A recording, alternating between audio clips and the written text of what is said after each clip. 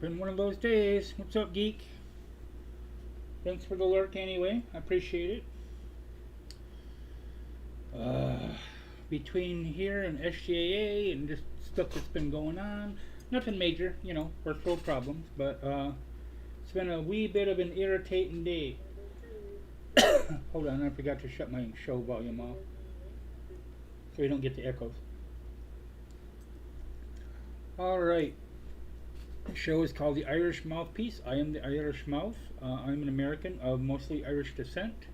I have a few, dribbles and drabbles here and there of Sicilian, German, Sweden, and then most of the rest that's not Irish is Armenian, and about 65% or so is Irish, which I already knew long before I took any DNA test or whatever.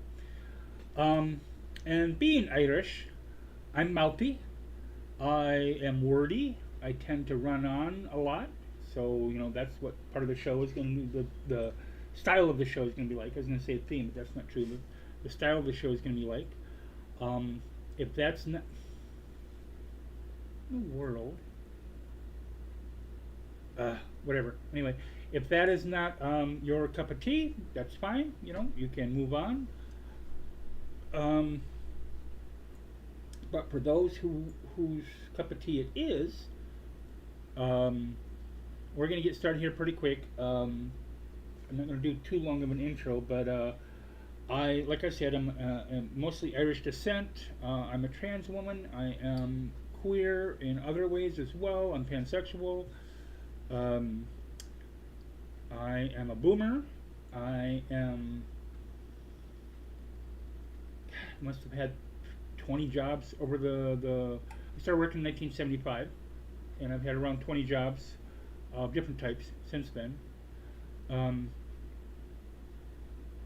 I've lived in, I was in the military for 4 years. I was stationed overseas for 2 years.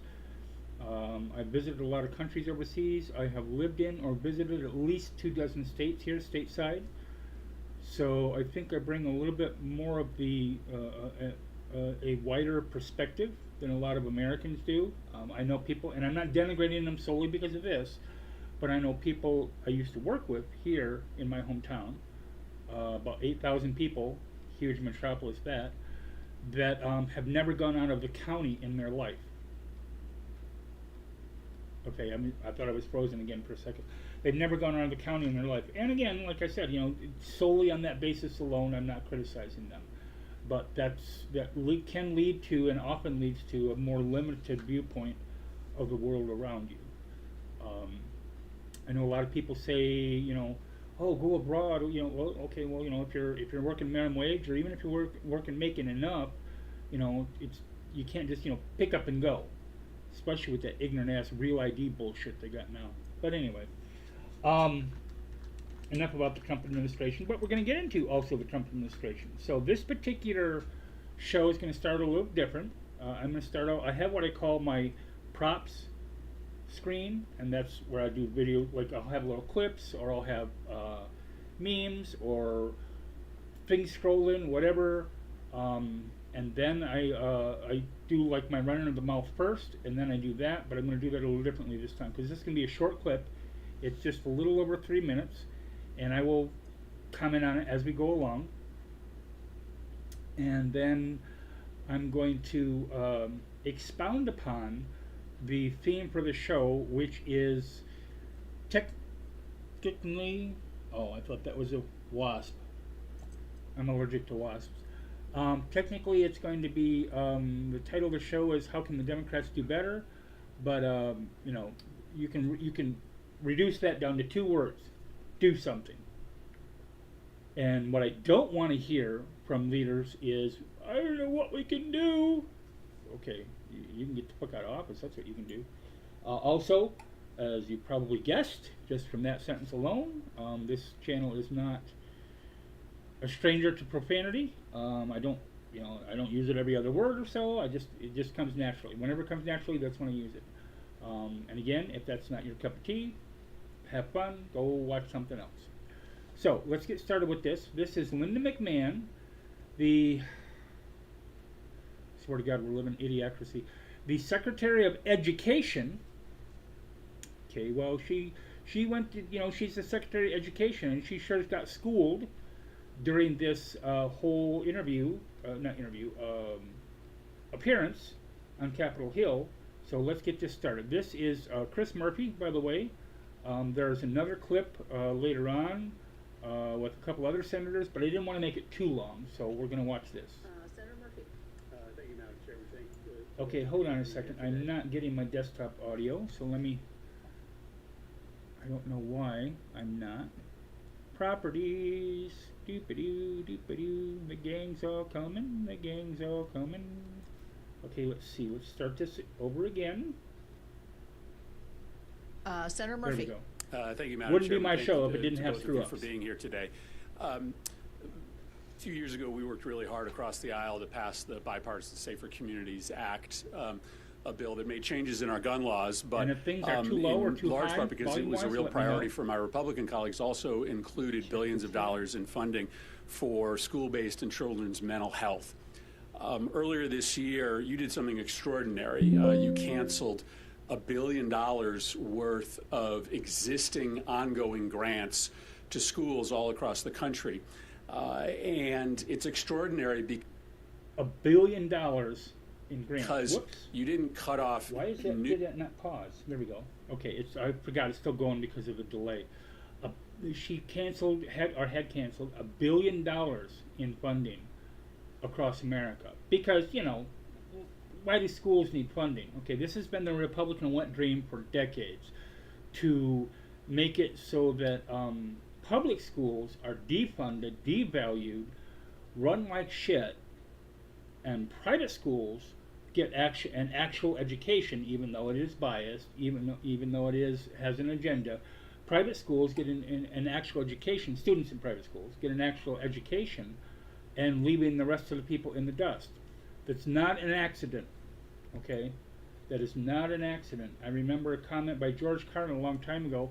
The people who own this country don't want smart, intelligent, well-informed voters. They want people just smart enough to run the machines and do the paperwork so that they can steal all the fucking money. So let's get back to this. Grants, you cut off existing grants. So in states all across the nation, blue and red, there are now mental health programs for kids that are shutting down. If there's an echo, let me know. Who have been relying on really important adults in their life, these counselors and social workers, are losing access. You know Connecticut very well. You shut off a program that provides mental health resources to kids in crisis in Northwest Connecticut. When they did a survey of these kids and asked the kids who are in this particular program who the one adult was who they would go to if they were in mental health trouble or in response to a trauma, every single one of those kids in that program named the counselor funded by this program. Okay, we're going to skip ahead here a little bit. So I believe it's, let me check here. Yep, so let's back up just a hair to where she speaks, because I want to give her a chance to speak, which she should have kept her mouth shut. But anyway, here we go. Country who have lost access to their trusted adults. I certainly worry about mental health for children and adults all across the country. I certainly do. I guess I'm asking specific. You must have weighed this. I assume you weighed this when She you made this worries extraordinary about it, but yet decision she to cut shut all the down $1 funding billion for mental worth health. of mental health programming for kids. Did you worry about what you would do to those specific kids? Well, what we have to do, I think, and that's what our simplified funding program is going to do, is to put programs into a single grant that's going to the states to be determined how that money can be best used. But how did you weigh the impact? I'm asking about this specific decision. How did you weigh the impact that, again, these kids in Northwest Connecticut, they literally say, this adult is the most important adult in my life. And you made a decision to shut down that program. And this can be replicated all over the country. How did you weigh the impact on those kids? It's a really cruel thing to do to those kids. So did you think about the impact on those kids? No, she didn't think about it at all. I certainly can't evaluate every particular program in every school district across. Yeah, so this is the crap that the Republicans do. hide, obfuscate, lie, throw, what's the word I'm looking for? Throw straw men up, move the goalpost, all kinds of things. You know, if you look on the internet and you look in Google or whatever your search engine is, okay, and you look up logical fallacies, okay, probably the majority of them is what Republicans do in office. Let me switch my screen back here because we're going to go into some specifics, okay? Like I said, the show is about what the Democrats can do, okay? Instead of just wringing their hands, instead of just going along to get along, instead of just saying, hey, if we just work with the Republicans, they'll be nice to us.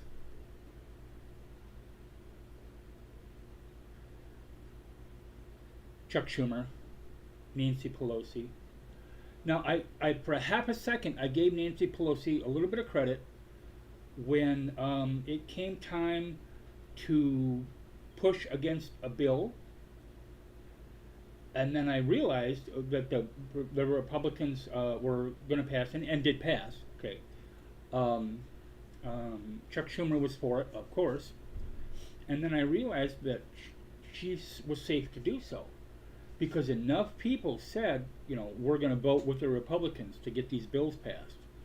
Then she could get out her little, you know, her little hypocrisy pen and write down and go, you know, okay, so I'm against this bill now because it's safe to be against the bill. She can pretend she's playing both sides of the alley, trying to. Okay, ain't going to work. Just so you know. All right, so there's a couple more things I want to hit. This education secretary, if that's an oxymoronic term ever I've heard one.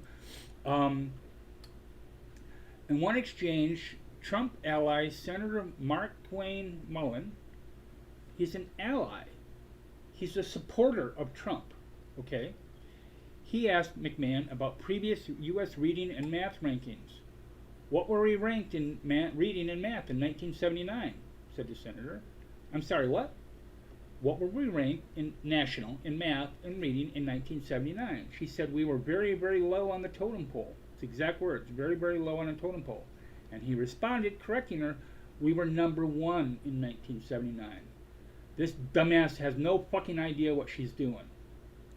Of course, that's the same with just about anybody that Dumpty appoints, but she has no idea what she's doing. Other than we're going to cut so that we can do those tax credits, you know, and then say, oh, well, look, you know, it's okay if we pass these tax credits and these tax loopholes for the rich because we have all this money now that we cut. We can do that. Yeah. And then the other one, let's see, during a question from Senator Chris Murphy, which is the one you just saw in the clip, okay, Democrat of Connecticut, McMahon said that Title VI of the Civil Rights Act, no, I'm going to read this to you, okay, which specifically bars discrimination on the basis of race, skin color, or national origin, is a statute that's allowing the Trump administration to try to force Harvard to hire more conservatives. Because conservative is based on race, conservative is based on skin color, conservative is based on natural origin. No. And Murphy sounded taken aback by her attempt to elaborate. He said, I don't understand any conception of civil rights law that gives you the authorization to micromanage viewpoint diversity on campus. And that's exactly what they're doing. What they want to do is force these things down Harvard's throat. They also went to court, the Trump administration did. The Trump administration tried to force Harvard to give up data on international students and a bunch of other things, and they got sued, and they recently just got blocked because of this in a court decision. So you can check that out as well. So let me get rid of this because I don't need to see that anymore. Okay, so the rest of this show is kind of going to be, I'm going to say it's probably going to last about an hour. I don't think it's going to be super long today. Let me get my showrunner up here. wherever you are, the Yanks are coming, the Yanks are coming, ba-dum, ba-dum, ba-dum, ba-dum, bum, bum. All right, let's see which one we got here. That is, yes. Okay, so before we get to the main part of the show, I'm going to go real quick over something that's been bugging me. It bugs me every year, okay? Has bugged me every year for quite some time. And I know it bugs a lot of people too. It is Pride Month, okay? That doesn't bug me, by the way. Okay. Yay, Pride Month, cool. Okay, especially in the face of the fascist bullshit that they're trying to pull. But anyway, it's Pride Month, okay? And over and over and over and over and over again, you hear conservatives whining about, well, you know, you're going to have a whole month for queer people. Why can't we do anything for the troops? Why don't we support the troops? When is Veterans Month? When is Veterans Day? Okay, well, sometimes they know when Veterans Day is, okay?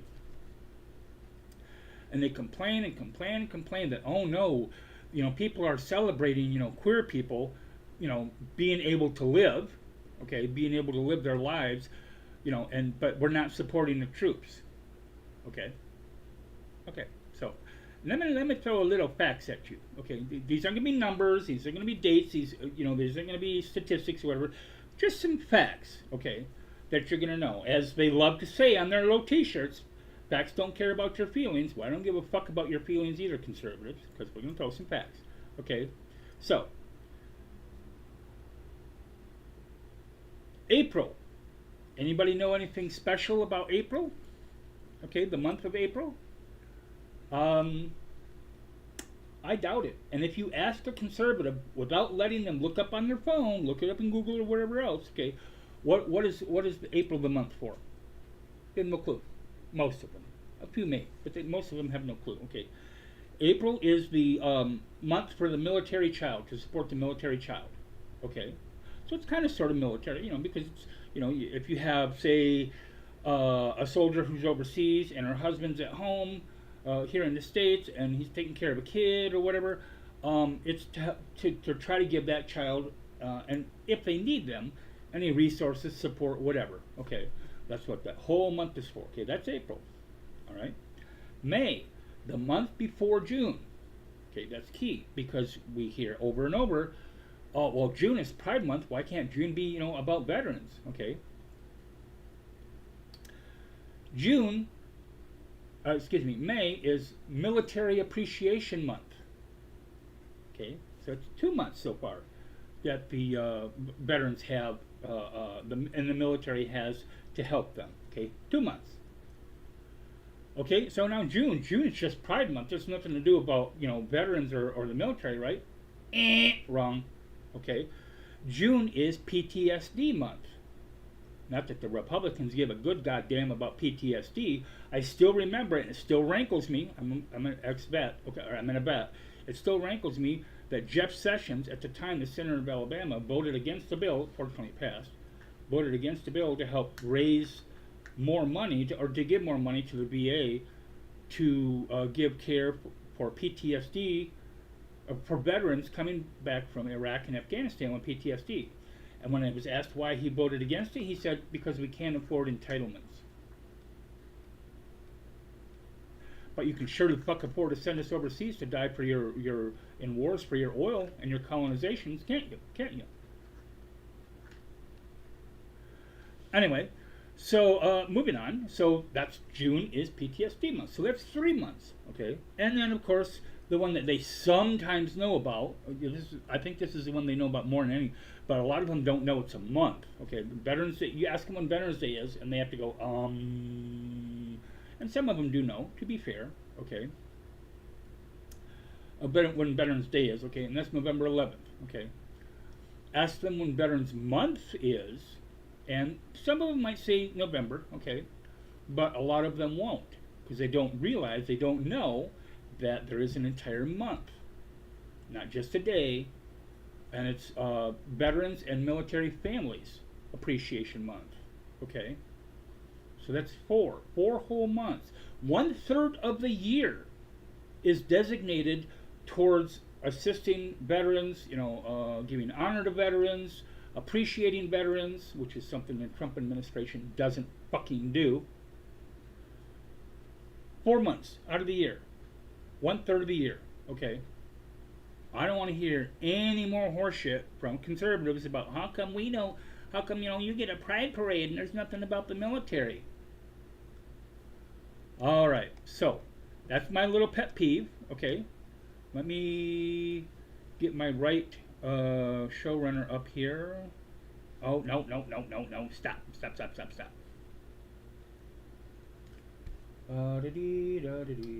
We all live in a yellow submarine. Okay, I do not think this is the one, so I'm hoping this is the one. Better be. Aha! Okay. So, you saw in that clip Chris Murphy. Okay, he is the senator of Connecticut. Okay, now I don't idolize any politician. I like AOC. I like Jasmine Crockett. I have a lot of respect for both of them, but Jasmine Crockett is. Both of them are what a lot of the Democratic Party should be. Okay, even though I'm a socialist.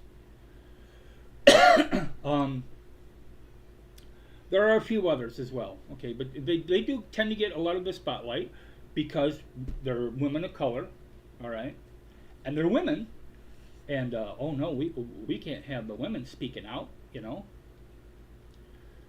don't say those exact words usually, but that's the whole idea, okay. So let me scroll down here a little bit. So I did the pet peeve, Batman.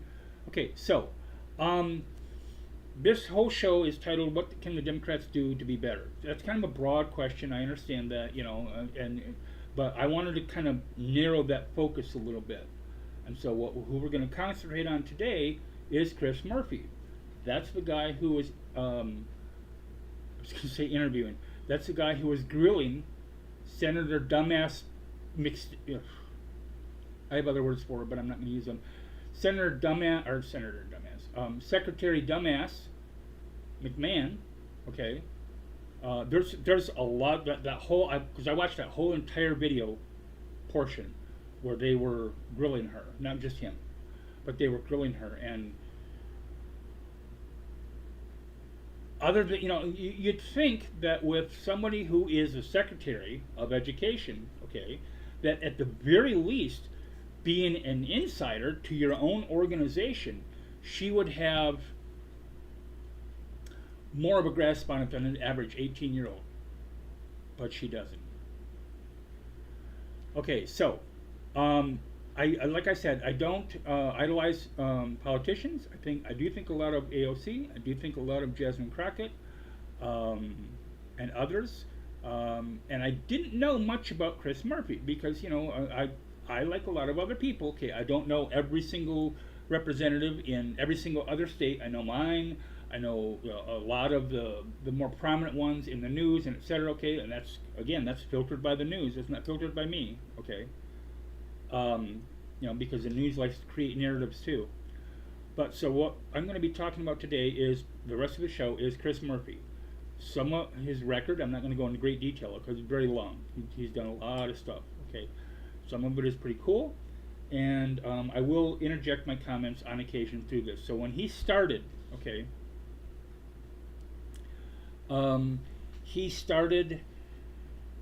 let's just start with this, okay? So he's 13 years younger than I am, okay? So he's still kind of an old fart, okay? He was a state representative in Connecticut, okay? So he graduated from the University of Connecticut with a Juris Doctor, okay? So the Juris Doctor isn't exactly a lawyer, all right? It's kind of like I don't know what you would call it. Like if you were, let's put it in union terms. If you were a apprentice electrician, but you hadn't yet taken your test, okay? Or if you're like in hospitals and stuff, if you've gone through all the way through nursing program for an RN, because most of them don't hire anything but RNs anymore, and you have graduated but haven't yet taken your exam to become a nurse, okay, they'll allow you to work as an RN until such time as you take that exam. If you don't pass it, guess what? You're not working at that place anymore. And a lot of them do that. So he got his Juris Doctorate. Okay, so what that means is that he can't practice law. Okay, excuse me. However, he can go to any state in the union, assuming that he lives there, or has some basis, for being there, a company, whatever, and apply for the bar exam there. And if he passes the bar exam for Connecticut or Michigan or wherever, then he can practice law. Okay, so after he graduated from university, he ran for and got elected as on a seat for the local planning commission. Kind of your local politics, citywide stuff like that. Okay, and then he ran for a state representative seat. Okay, so the state house. Like Michigan has a state house, Michigan has a state senate, etc. And he won, and he beat out a 14-year incumbent for that seat. Obviously, he ran a good campaign. Okay, starting way back in the 2000s, and I'll get into a slight amount of more detail on this later. But starting way back in the 2000s, he was pro-queer rights.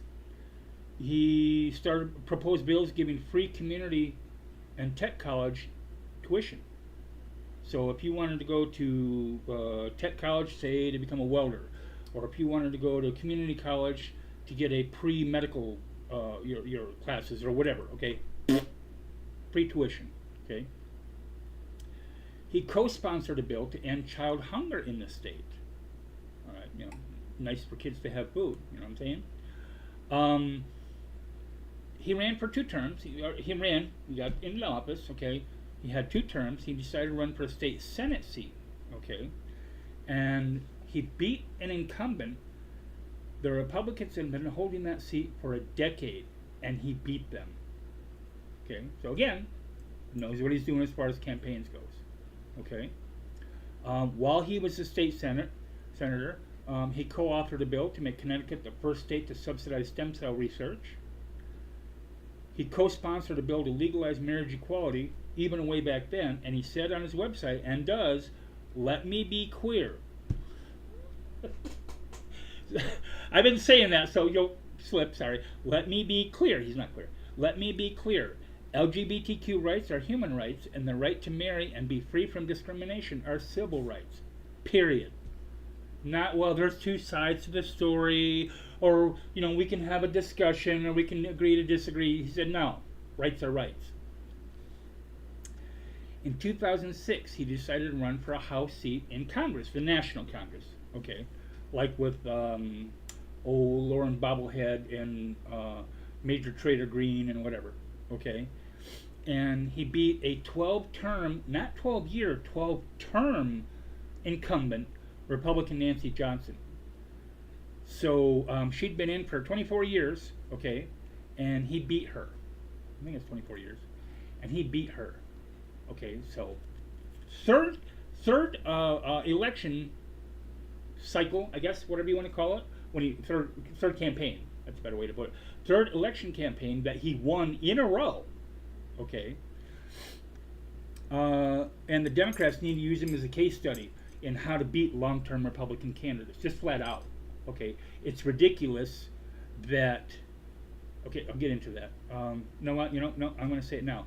It is ridiculous. It's bullshit that the Democrats lost against one of the dumbest campaigns run, one of the dumbest electorates, that portion of the electorate, okay.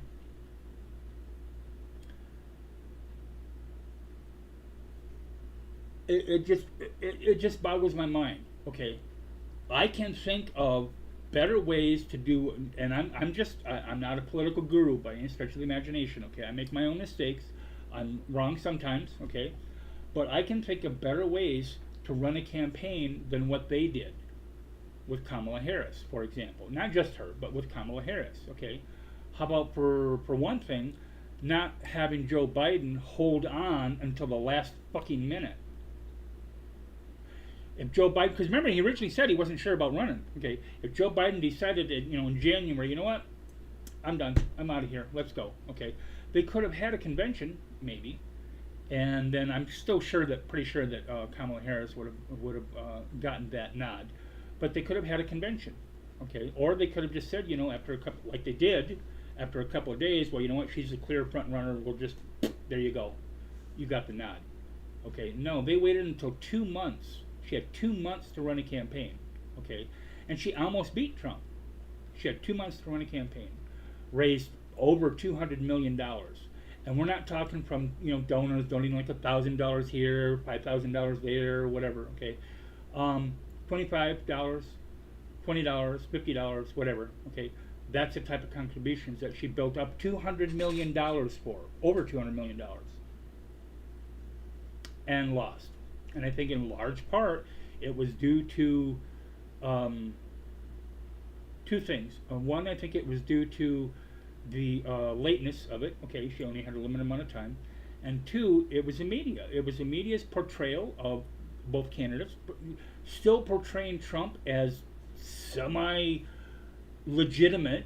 Okay, this Grandpa McBabble gets up there and says whatever. He's like on the speech at West Point. He's talking to West Point cadets about their future, about maybe potentially going into combat, doing what you can for the U.S. military, whatever.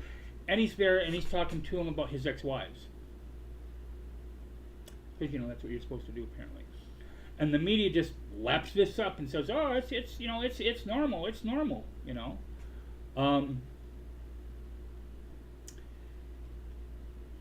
And so, like I said, I think that's why she lost, is because the media made that narrative. They intentionally chose that narrative to put forth. Because media doesn't care who wins. Okay, all they care about is ratings. Media doesn't care who wins. And that's all Trump cares about, is ratings, which I'll get into in a little bit. Okay, so he also helped create the House Office of Congressional Ethics, which is not surprising considering his track record to this point. Okay, in 2011, he co-sponsored a bill due to the initial findings and notifications of Clarence Thomas's corruption.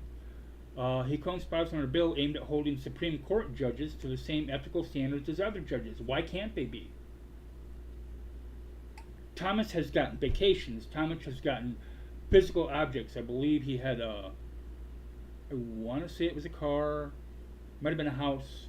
There's been like loans paid off, all kinds of shit. Okay, not just him, by the way. If that happened to a state judge, that state judge would be out on their ass. Why is it okay for the Supreme Court judge? Okay. Another thing, just kind of sidetrack. Okay. I am all for expanding the court docket.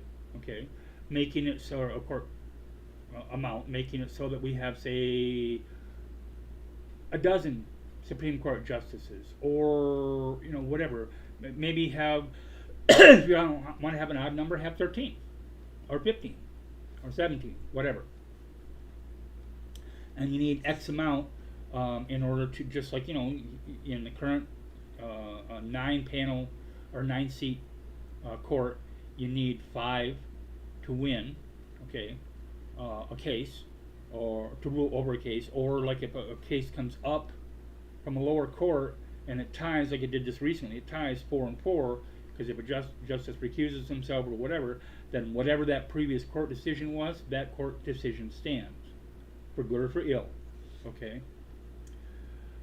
He then decided to run for the Senate, and he beat Linda McMahon, the same person he just got done showing you grilling. He beat her in a run for the state Senate.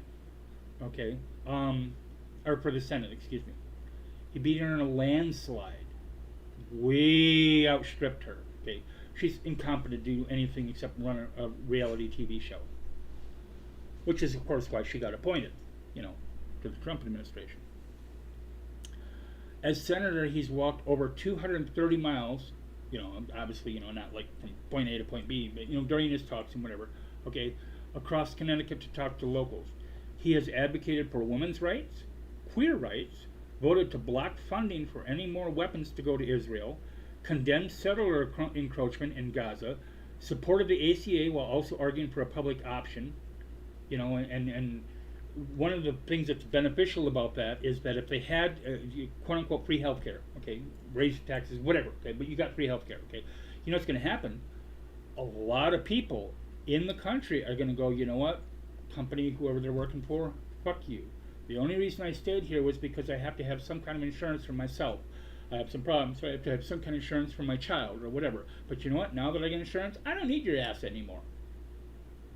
And they're scared shitless of that. He supported immigrants' rights, or supports, I should say, immigrants' rights, and he also supports limiting ICE's authority.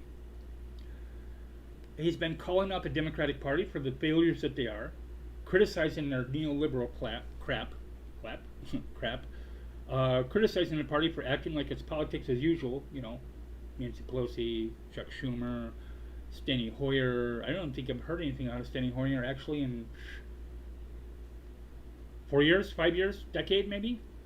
He needs to get the fuck out. And pointing out or calling out the fact that the Democrats lost to the most ignorant, the most bigoted, the most ill-informed, the worst demographic in American history, modern American history, okay, because there's been some other ones, but the worst demographic in modern American history, and the Democrats lost to them. And so now we have this fascist hellscape that we live in. We have, there's been a whole thing, because, you know, I spend a lot of time on YouTube, okay. I'm retired, I'm partly disabled. There's been a whole spate of videos, all sorts of video content creators. You have Fair and Balanced, he also runs Ring of Fire. You have Tom Powell is a great one. You have Tabitha Speaks Politics. You have Reese Waters. You have Roland Martin. You have Dr. Ritchie. You have just a whole bunch of people, and over and over and over and over and over again, to the point where they've kind of backed off it a little bit, because they realize that people, you know, just if you see 3 or 4 of them, that's cool. If you get to the point where you're seeing 20 a week, it just kind of gets like lost in the rush or lost in the crowd, so to speak. But it's the fat ball. The fuck around and find out. Okay, farmers voted for Trump because they're gonna help us and they're gonna hurt them other people. But they didn't, did they? Either their workers who were undocumented got rounded up, okay, or their workers who are undocumented but afraid of getting rounded up stayed away from the farm, okay, and so they have nobody to harvest in the fields. And guess what? Harvest time is just starting. I know it's early summer. You know, a lot of people don't realize that they only happens in the fall, but harvest goes all through from about now all the way up through September. Different harvests for different plants and whatever. Okay, vegetables, fruit, whatever. And there isn't anybody in the fields to pick. Americans aren't going to do it. One, it's backbreaking labor. Two, it's backbreaking labor for shitty wages, because the farmers are used to paying these undocumented people much lower wages, because they don't have to pay the regular minimum wage of whatever the state is and whatever, okay? They don't have to pay that. So they're used to paying them $3, $5 an hour, whatever, okay? They work 10, 12 hours a day, sometimes 7 days a week. Americans going to do that? Are you going to get up and early in the morning and go to work and work backbreaking labor for 12 hours a day for $5 an hour and still have taxes taken out? No, you're not. I can guarantee you you're not.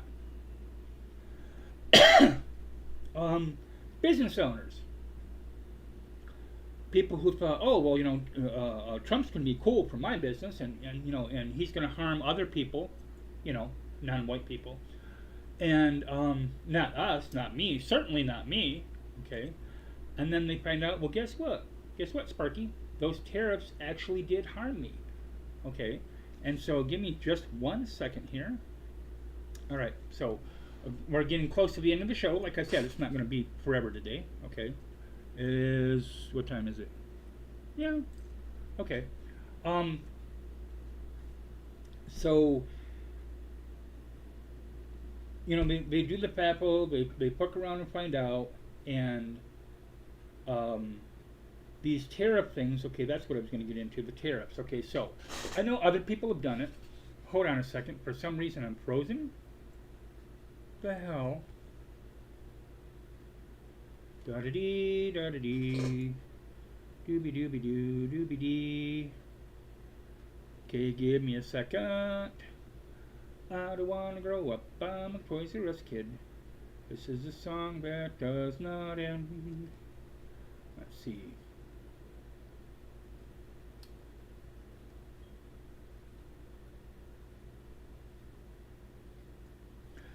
I don't know why it was doing that. It's been doing that. My internet's been messing up. John Brockman's internet's been messing up. The one that was running SGA earlier today. Mine kept going to where I would get, when I was talking with them in the Zoom call, it would just kept shutting off my camera for no freaking reason, all kinds of stuff. So anyway, getting back to it, I hope you at least were able to hear what I was saying before I was frozen did, or while I was frozen did. But it's the tariff things. Okay, so I know a lot of people have gone over tariffs, and whatever. So I'm going to give my version of what the tariffs are. Okay, so let's say you're a company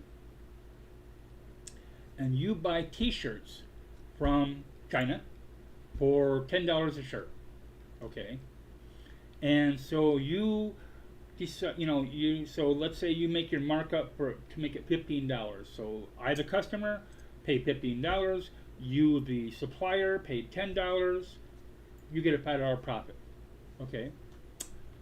So along comes Trumpty Dumpty and says, "Oh, guess what? We're going to put on tariffs." Okay.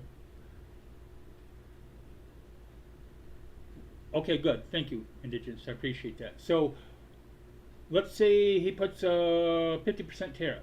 Doesn't even have to be 100. 50% tariff. Okay, on Chinese goods, or whatever country it happens to be. But in this case, we're going to say China.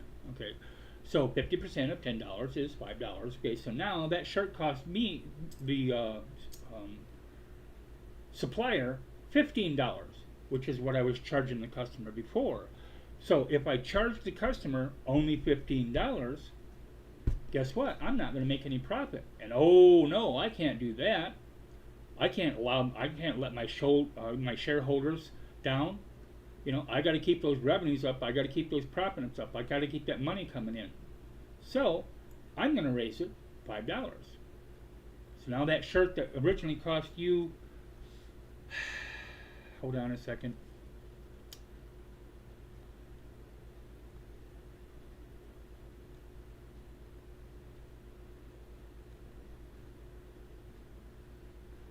Okay, so now that shirt originally cost you $15, it's going to cost you $20. Okay, because you got your markup. Okay, no, excuse me, 25. Sorry, you got your markup. Okay, so the shirt did cost the supplier $10. Now it costs them $15. They're going to mark it up to 20 to 25. Okay, some companies will even mark it up higher just because they can use tariffs as the excuse. Okay, who pays the tariffs? We do. WEDO. We pay the tariffs. I don't know how I can make this any simpler. We pay the tariffs. The supplier pays the tariff initially for it to come into the country, but stuff we have to buy, eggs, steel, toilet paper, bread, pants, whatever, okay, all the stuff that comes in from other countries that have these tariffs, that's added onto the price.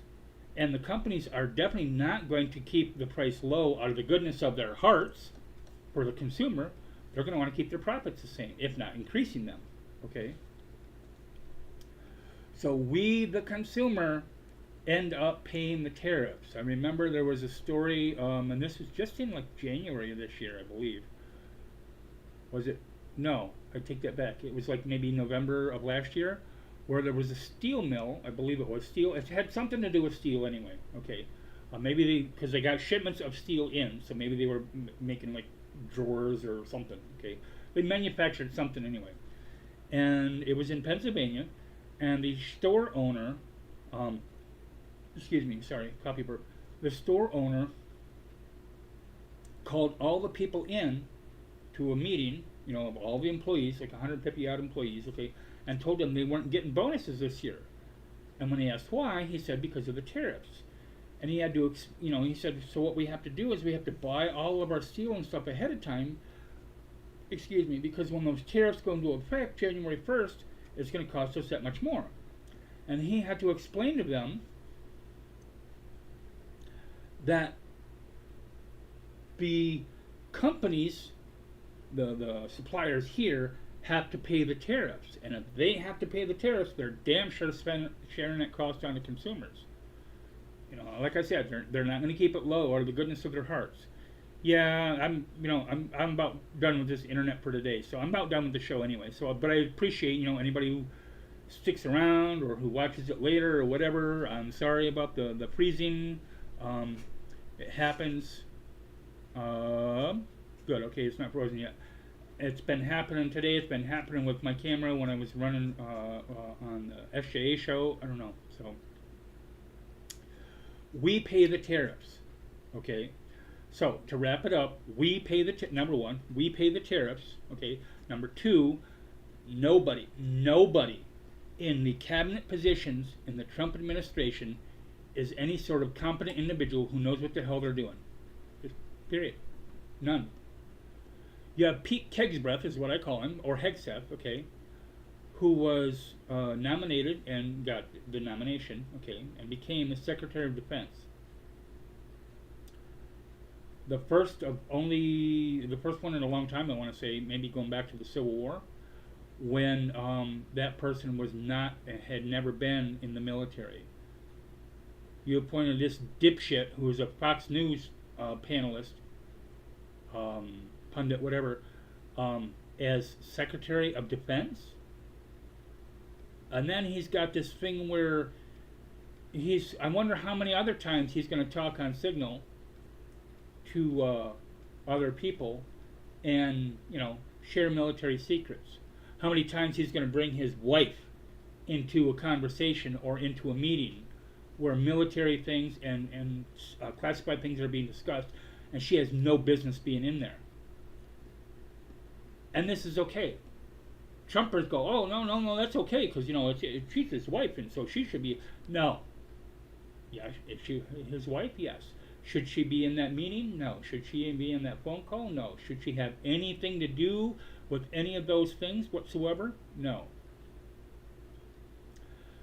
You have an incompetent, ill-educated, rambling, dementia-ridden reality TV star as the president of one of the largest nations in the world who has nuclear weapons,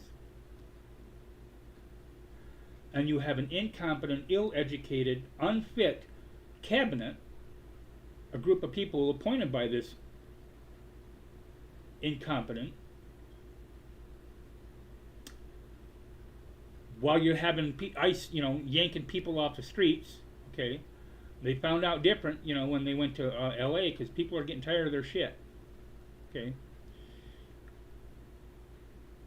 But MAGA still thinks it's okay. There are still people who will say, I know Trump's done bad on this, or I don't think Trump did that for a good reason, or whatever. But I still support him. You're in a cult. You are in a cult. You have been brainwashed. You have been brainwashed to think that it's trans people, and it's black people, and it's queer people, and it's women in general, and it's those people who are the problem in your life. And if we could just reduce the presence of, reduce the amount of, or completely eliminate those people, everything would be peachy keen, hunky-dory. Sounds kind of familiar. You might want to look up that concept in history. Maybe go back, 1939 in Europe. Maybe check that out. See if there's any similarities there, All right, I'm going to end this now. So, thank you for popping in, Indigenous, and thank you for lurking, Geek. I appreciate that. I will be back next week. I think I'm going to start doing this on Sundays again. So I'll be back next week on Sunday, probably 3:30, same bat time, same bat channel. And I will be able to give it a little bit more pre-publicity. I wasn't able to do it this time. Maybe you can get some more people to show up. Share the link for the show. If you see it later, whatever, share the link for the show. Let people know that the show exists. If you disagree with something I've said, okay, and you come into my comment section and you voice that disagreement. What's up, Boeing? If you voice that disagreement, I know who Boeing is. Da da da da da da. Hi. If you voice that disagreement, I don't have a problem with that concept. Okay, it's how you voice that disagreement and what you disagree about. Okay, you want to disagree about individual economic policy. In some respects, yeah, we can agree to disagree. Okay. You want to disagree about whether or not trans people exist, or whether or not queer people have the right to get married, or whether or not brown people and black people shouldn't be yanked off the streets illegally by people who more than likely are not cops, which is why they hide their face. They're not hiding their face just because look at the cops now that we have. Okay, they have some form of qualified immunity. They don't hide their face. Why are these jackasses the cowards? They're cowards. In ICE, why are they hiding their face? I will bet you that a lot of them are not cops. A lot of them are not, what's the word I'm looking for? Actual ICE employees. They're either just cosplaying it, because some people have been busted for it, or they're kind of deputized. Maybe Proud Boys? I don't know. It's a possibility. So, next week, same bat time, same bat channel, 3:30 p.m. Eastern Standard Time. I do not know what the topic is, but probably by Tuesday I'll have that figured out, and I'll start doing a little bit of promo. I'm going to start doing promotion a little bit earlier during the week so that people can have time to share it and whatever else. I'd appreciate if you'd share the link. And as far as coming in the comment section, if you want to come in the comment section and disagree, that's fine. If you come in the comment section and have a bigoted viewpoint or start spouting cult bullshit, I'm not polite. Okay? I have a motto on my blue sky that says, I am kind, I am not nice. So don't come in expecting me to be nice, because that's not what's going to happen. And like Indigenous said, yep, hydrate and medicate later, people. Yep, I think I'm going to do maybe an hour and a half next time. I have something in mind already, but I wanted to go in a little bit deeper dive on. This particular episode, and a lot of my episodes are about politics, but they're not always about politics. And it's probably going to have something related to disability next week. So, thank you for